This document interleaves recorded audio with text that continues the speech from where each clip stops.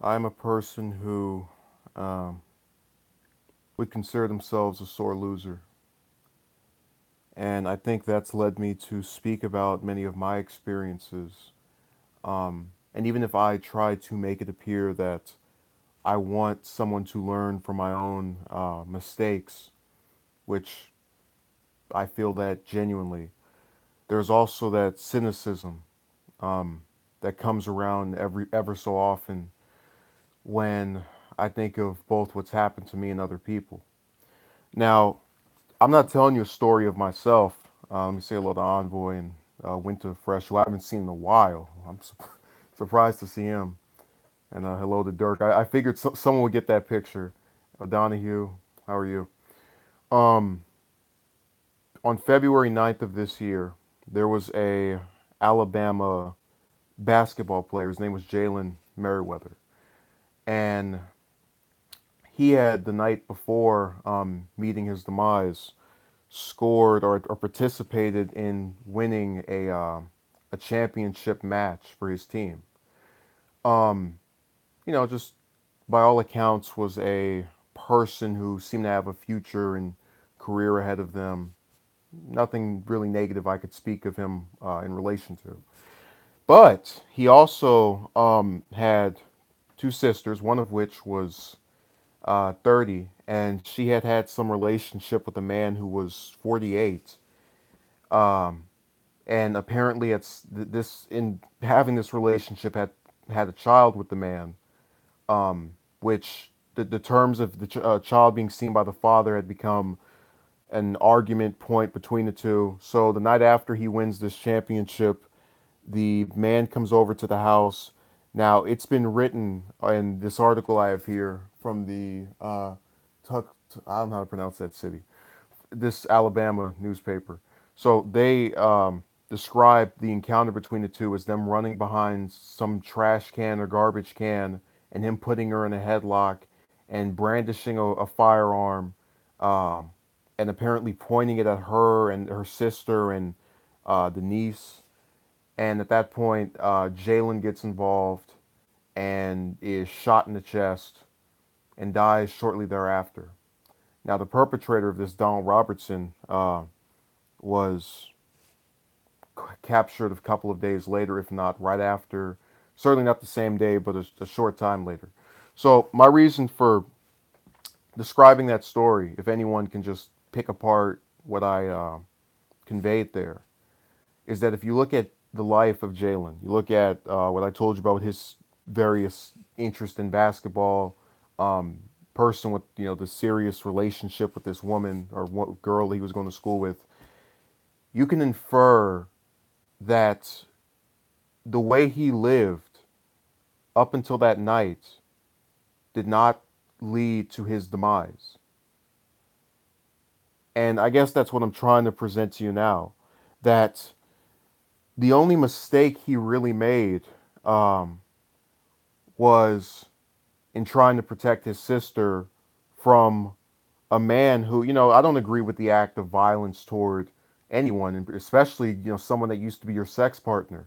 But you have the mother in the article describing that they knew he had violent tendencies in the past. And so I can infer from that that they saw um, this type of behavior coming, even if it wasn't to the point of using a weapon.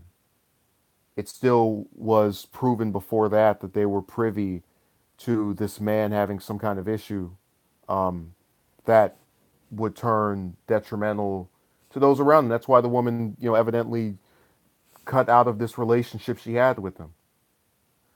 So, yeah, let me respond to O'Donoghue. No woman is worth ruining your life for. Yeah, I agree with that, but the context of what I'm trying to convey to you here is this.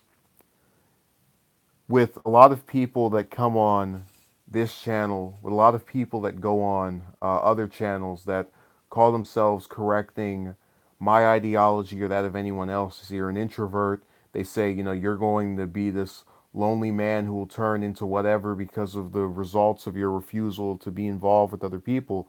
But, you look at this where you have a guy who was outgoing and, I don't know what to make of it because More often than not, if I'm thinking of people I'm going to cut myself off from, it usually is non-family members. This is a family member who made the mistake of being impregnated by a man that evidently she also found faults in, to where she wanted to just axe him out of the life of the child or restrict him heavily.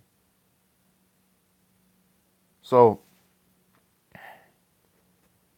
it's not about how one, when you involve yourself with other people, um, and their problems, a lot of times those problems catch up with you. You know, Jalen had no say so over who his sister wanted to sleep with. He had no decision making in whether she would allow herself to get impregnated by that man. Um, so when you have a person who just there was no responsibility for any of this leading up to that night when he takes a bullet for her and her choices, I think it's just really telling of what the point I'm trying to make here is. Okay, O'Donohue says, I hate the stigma that surrounds single people, basement dweller, nerds, neckbeards, beta males. Well, O'Donohue, apparently, if we're beta males, 'cause remember, he was had a long time girlfriend. So if we're beta males for not involving ourselves with the problems of women, or just with people who sleep around and don't really want to reap the consequences of it, I'd rather be that than to be what he was, which is a hero for sticking up, but at what cost? You know, I just there's so many ways this story bothered me, because, as I told you before, I don't typically cut off anyone outside of non-family members. So when you have someone that he was close to his entire life make this choice, and see this guy become violent, you question yourself, well, what would you have done in that decision, or in that circumstance? But you also question yourself, wait a second, what was she doing with the man who became that aggressive? I'm supposed to believe he just had a flick of the script, or switch after being cut out of his child's life. I'm really supposed to buy that? Do any of you really believe that this man who was violent enough to attack this woman with a firearm and murder her little brother became so angry and so wanting to do something of such evil magnitude after the relationship was over? That during the relationship he was, serving her breakfast in bed, and uh, the perfect partner. Do any of you believe that? Exactly. You know that what likely happened was that she tried to control him, or thought she could control him, and examples of it finally manifested in that night, which the wrong person paid the ultimate price for. O'Donohue says, yeah, I don't have to deal with a lot of, I'm more free than they are. Okay, Winter Fresh says, no, it builds up until it explodes. Um, it's a really sad story. I can't put no, and the saddest part is that as I'm thinking about this story and thinking about this tale, and just kind of, BVS says they love a bad boy until their life is in danger. Yeah, but the biggest issue I have here is that someone else had to pay the price for that loving of that bad boy. It'd be different if this was a story where, Jalen dated some girl that had some kind of issue that he foresaw, and then she attacked him. Then it would be a situation that, while tragic, would still have some line of reasoning behind. What do you make of a guy who, feels, we all feel attachments to our siblings? I would think most of us do, anyways, the ones that we grew up with. What do you think of a guy what would you consider of a man, rather, um, who didn't feel that way he probably felt toward her? Where you want to protect her and make sure she doesn't end up getting destroyed. So I'm grossed out by it. Let me say hello to Ale, you Blossom, before I get out of here.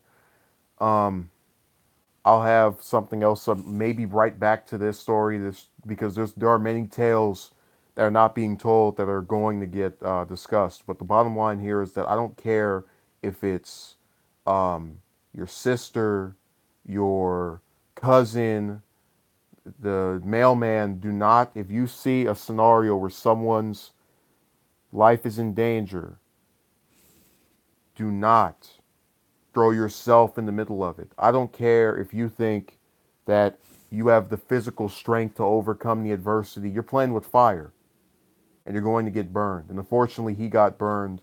And it really grosses me out because there's so much potential that was described and shown in this story, relating to him anyway, that just really break my heart to see thrown out over actions that he didn't take up until the final night of his life.